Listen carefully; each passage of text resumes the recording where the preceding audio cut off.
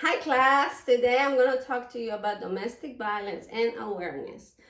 Domestic violence is among other one of the top causes in the US for death. The deaths per year keep increasing tremendously. Despite the amount that we put into work, workshops, classes, awareness into people, teaching us red flags and made us aware so we can minimize this type of crime in the country. I like to discuss some statistics with you and make you aware of some of red flags that I myself experienced. According to the New York Times, homicides by intimate partners are increasing, driven by personal gun violence. The number of victims rose to 2,237 in 2017, almost 19% from 2014, which was 1,875 people who were killed. Today we are in 2020. Guess that number what will be. A criminologist and professor of criminal justice on Northwest University discovered actually this statistics. His name was James Alan Fox. He's also the author of research. The majority of the victims were females.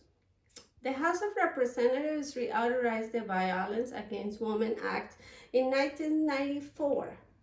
That is meant to protect victims of domestic violence, adding a stricter provision to gun ownership from those who are convicted, abused, who has restraining orders, who are stalkers, etc.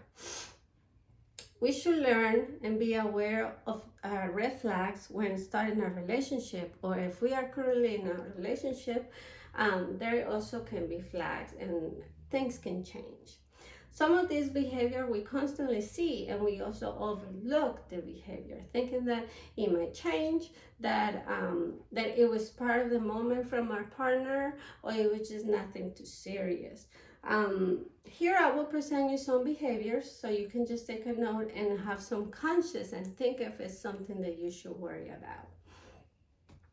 When you feel like you have to walk on eggshells, have you ever feel like you can talk to that person because they're gonna blow off?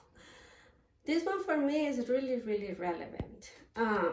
It's one of the most relevant signs, and it comes hand to hand with lack of communication, which is another important red flag. I experienced this one very, very close for a lot of time. Lack of trust. This one you can relate when a person is a very controlling and is bad behavior as well. Feeling insecure in the relationship. Even though so many times the insecurity can come from another person when they speak very poorly of you, they speak poorly to you, they belittle you, they make you feel less important than anybody. You shouldn't get to that point, first off. And second, your partner should make you feel comfortable enough so you can feel secure in your relationship. Lastly but not least to mention, when your family and friends don't like your partner, and your partner on the other hand want to keep you isolated. This last one in particular hit me hard because day one, my mother and my children didn't like my partner, and later on into our marriage, everything became a verbal abuse to my mother and my children and myself. In conclusion, number of deaths by domestic violence are sky high rocking every single year. Nowadays, we should be aware of signs at an early stage, the relationship, so we can get out before it can be fatal. We can get trapped in arguments and discussions. They can escalate so easily and very fast, and it can be fatal.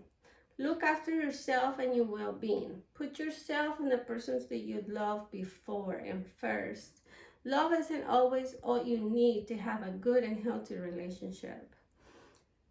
I love this person with everything I have, and it still wasn't good enough. I am happy to say that I am a survivor. I still have love, but I love myself more and the persons that depend on me. Thank you.